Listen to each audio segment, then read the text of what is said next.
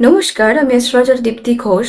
আজকে আমি ডিসকাস করব এমন একটি গ্রহ নিয়ে, যেটি নিয়ে আলোচনা প্রায় হয়ই না, এবং যে গ্রহটার উপর ডিপেন্ড করে আমাদের মানসিক তত্ত্ব বা আমাদের মানসিক অবস্থা কিরকম থাকবে।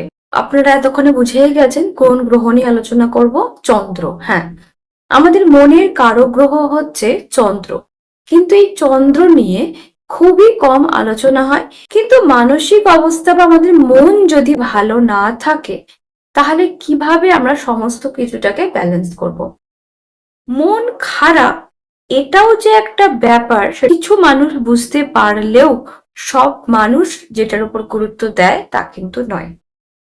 এবারে চন্দ্রের প্লেসমেন্টের ওপর ডিপেন্ড করে আপনার মনের অবস্থা কিরকম থাকবে। চন্দ্র যদি বাজে প্লেসমেন্টে থাকে, অর্থাৎ 6, 8, 12, আপনার মনের অবস্থা ভালো থাকবে না। এবং তাছাড়াও যদি চন্দ্র, বিশেষ করে শনি, মঙ্গল, রাহু এই এবং কেতু, এই 4টি গ্রহের দ্বারা ক্লোজ কনজাংশনে থাকে, শনির দ্বারা স্পেশালি, তাহলে কিন্তু এই মানুষরা প্রচন্ড পরিমাণে ডিপ্রেশনে ভোগে। ঠিক আছে, আমার দেখা সব থেকে ওয়ার্স্ট যোগ যদি বলা হয় তাহলে শনি চন্দ্রের যোগ। কারণ একটা মানুষকে জ্যান্ত দাঁড় হয়ে থাকবে মনে হবে, কিন্তু ভেতর থেকে সম্পূর্ণ মরে গেছে। এটা একটা শনিচন্দ্রের যোগ।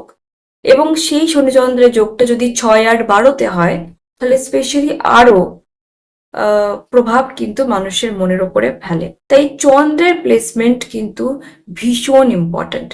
চন্দ্রের স্টার ওপর ডিপেন্ড করে আপনার মনের তত্ত্ব বোঝা যায়, এবং চন্দ্রের ওপর ডিপেন্ড করেই দশা অন্তর্দশা ঠিক হয়। ধরুন চন্দ্র যদি মঙ্গলের নক্ষত্র নেয়, তাহলে আপনি মঙ্গলের মহাদশায় জন্মেছেন। তাই চন্দ্রকে ইগনোর করা চলবে না। চন্দ্রের রেমেডি প্রত্যেকটা মানুষের করা উচিত, এবং স্পেশালি তাদের করা উচিত যাদের চন্দ্র ম্যালিফিক, বাজে প্লেসমেন্টে, প্লাস এই নেগেটিভ গ্রহগুলোর সাথে আছে। চন্দ্র যদি আপনার 12th হাউসে থাকে, তাহলে আপনি কি করবেন? 12th হাউস আমাদের হসপিটালাইজেশনকে বোঝানো হয়, 12th হাউস আমাদের ব্যয়কে বোঝানো হয়, 12th হাউস আমাদের মেডিটেশন, এই সমস্ত কিছু 12th হাউস থেকে দেখা হচ্ছে। তাহলে চন্দ্র 12th হাউসে আছে, চন্দ্র 12th হাউসে আছে, প্লাস এই নেগেটিভ প্ল্যানেটগুলোর সাথে আছে, তাহলে অবশ্যই রেমেডি করতে হবে। ইজিয়েস্ট রেমেডি সবার জন্য সেটা হচ্ছে দুধ বা জল দিয়ে এভরিডে ভোলেনাথের অভিষেক করা। এবার দুধ, দই, ঘি, মধু, শর্করা, এটা পঞ্চামৃত দিয়ে তো অভিষেক যদি করাতে পারেন ভালোই হয়।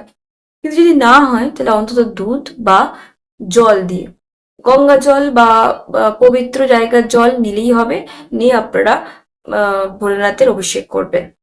কিন্তু যারা পারবেন তারা অবশ্যই 12th হাউসে যদি চন্দ্র থাকে, সেক্ষেত্রে মেডিটেশন আপনাদেরকে করতে হবে।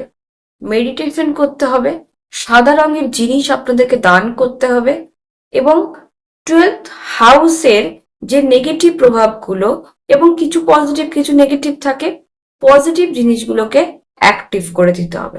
অর্থাৎ ফরেন রিলেটেড জিনিসপত্র নিয়ে একটু বেশি কাজকর্ম করা বা চিন্তা ভাবনা করা, যাতে 12th হাউসের নেগেটিভ দিকগুলো অনেকটা সরে আসে।